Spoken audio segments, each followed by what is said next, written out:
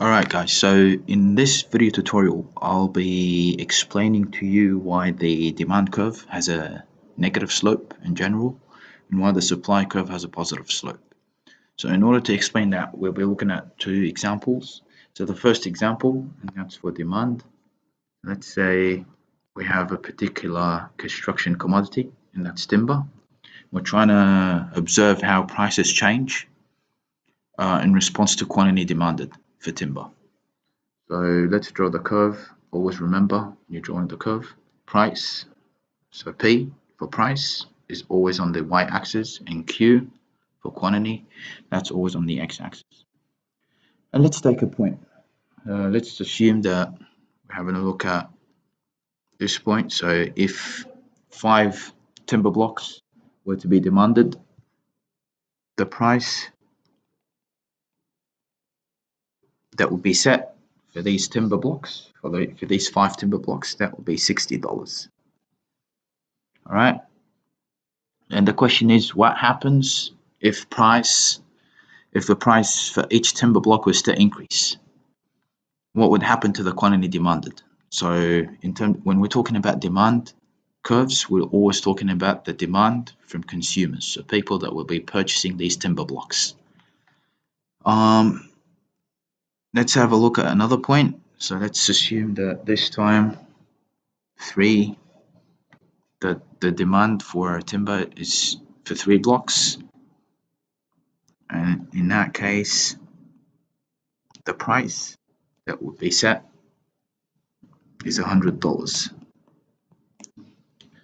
So we can see what happened is that as quantity demanded decreased, the price increased. So it's a negative relationship, and that's because at the higher price, so at the $100, you'd expect less people to want to purchase timber because now it's more expensive.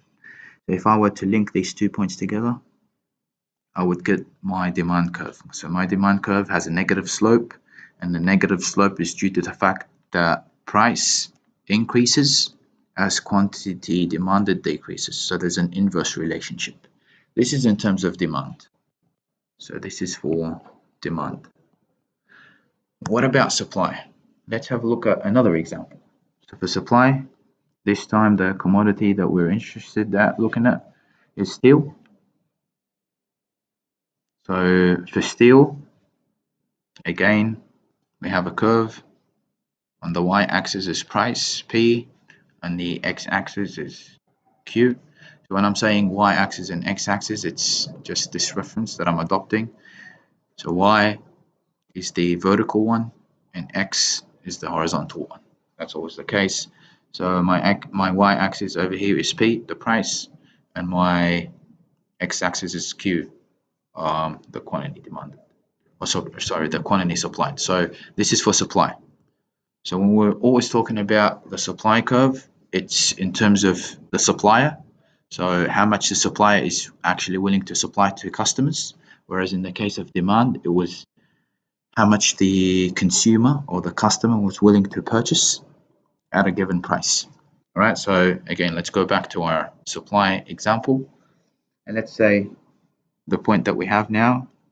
So 2 kilograms of steel, say for instance, so kg of steel, and the price at which a supplier would be willing to supply these 2 kilograms, that's $10. All right, so the question now is, what would happen if the price was to increase? So what would happen to the quantity of steel that the supplier would be willing to supply if price was to increase? So let's assume price increased to $20. So we'd expect that supplier now is willing to supply more because the price has increased.